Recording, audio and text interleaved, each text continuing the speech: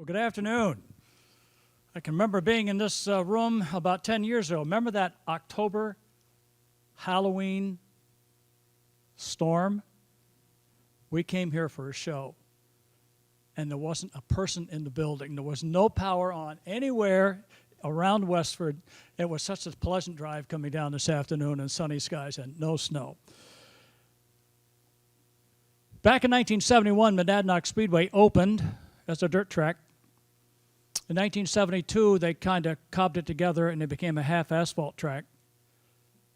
In 1973, we put a brand new surface on it, and things changed a lot. The first thing was Dave Grantz showed up with the gorgeous little deuce coupe.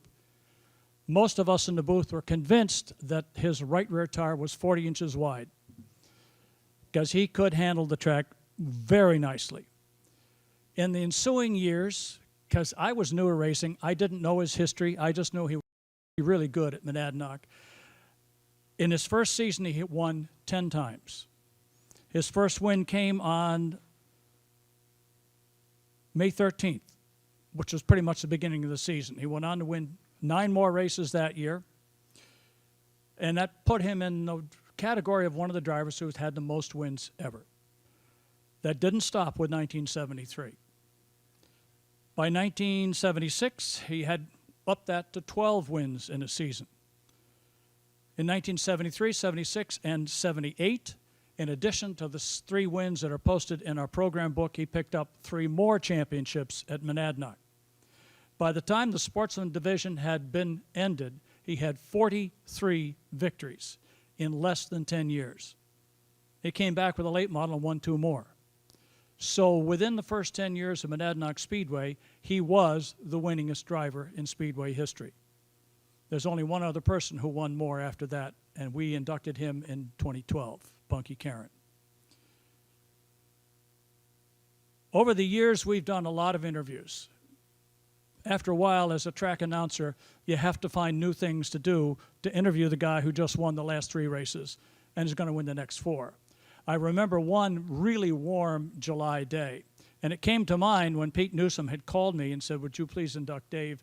And the reason you're inducting Dave is because every picture I've seen of him, you're in it." Well, I'm an ex-newsman, so I had to fact check that. And I went back through my pictures, and I went through all the pictures that were being posted by Joe Burrill from Speedway Scene that had races in the 70s. I was not the only first person. Our late starter, Jim Hanks, was always the guy in Victory Lane with him. So I'm glad to be here to represent Jim since he's passed away some years ago.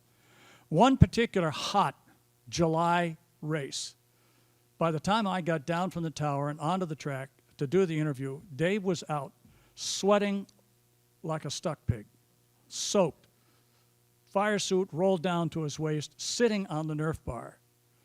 And he said, "I'm fill in the blanks pooped." I think probably that was one of the very rare in racing world Nerf bar interviews we have ever done. Because he sat there and I sat there and we did the interview there. We did not stand up. And I still have a picture somewhere in the file of that guy sitting there with a checkered flag in his hand and just dripping wet. He's not quite so bad today, I'm glad to know. And so, having reminded you of what he can be like when it's really hot and sweaty, I'd like to have you meet him today. Will you please welcome to the class of 2021 for the near Hall of Fame, Dave Grantz. Oh, I don't know if I ever thought I'd be wearing this suit standing upright. I thought I'd probably be laying down. I know I had a great career in the race car, and I've got to thank my wife and my family for that. Persevering over 23 years of racing. Bring me to tears today to see these friends and relatives and people that have come here to support me. Mainly my right-hand man in the pits for 23 years, Charlie Herrick, that came to my house 2 to 3 nights a week to work on the race car. And then we started racing in New Hampshire, and we met Punky Bellinger. And Punky's another story. He lived in, well, it wasn't Goshen. He lives there now. But he used to drive to my house a couple of nights a week anyway. 100-mile trip each way from his house. And then go there on the weekends to tow one of the race cars. My success lays in the hands of those two guys for being there for me. I want to thank my family, like I said, for 23 years of persevering over me. And I want to thank my late dad. He was my number one fan. He used to go to the Pines and Hudson Speedway. And when the feature race started, he would light up a Dexter cigar. And he'd smoke that till the end of the feature race, even when it was burning his lips. And then, if I won, he'd toss his hat in the air. I'm so proud that he was my dad. It's ironic, a couple of things that happened to me is four of us that being nominated tonight had a big part in what I did. I owned a race car in the early 60s, but I never drove it. And somebody would wreck it every week. And I got sick of doing that. I talked to my dad, my wife Shirley, and said, I've either got to drive these myself or give it up. So I called Andy Cody. Andy was a guy that when I got out of high school, after school, I went to his shop almost every day to watch him and Ollie Silver build race cars. So Andy was in Littleton, New Hampshire, and I called him and I said, I'm going to try to do this myself, drive it. He said, come up here and I'll give you a race car. Well, he didn't give it to me, but I have a race car for you. And I went to Littleton, picked up the race car, and I went to Westboro Speedway, where Pete was probably announcing at that time. And the car didn't quite fit Westboro's rules.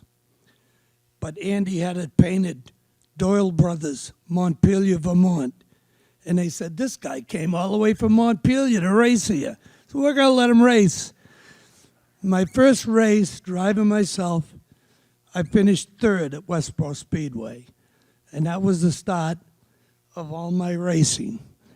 And so Pete probably announced that race, and we've been friends from all the time that I did run at Westboro Speedway. The ironic thing was Andy gave me that car. And the second honoree tonight, I lived in Lowell when I had the first race cars. And this 11, 12-year-old kid would come up to the fence behind my yard night after night and watch me work on the race car. Tonight he's an honoree. That 12-year-old kid with blonde hair was John Spence. I truly appreciate Russell Woods nominating me for this honor, and I truly thank the NEAR organization for giving me this honor. Thank you.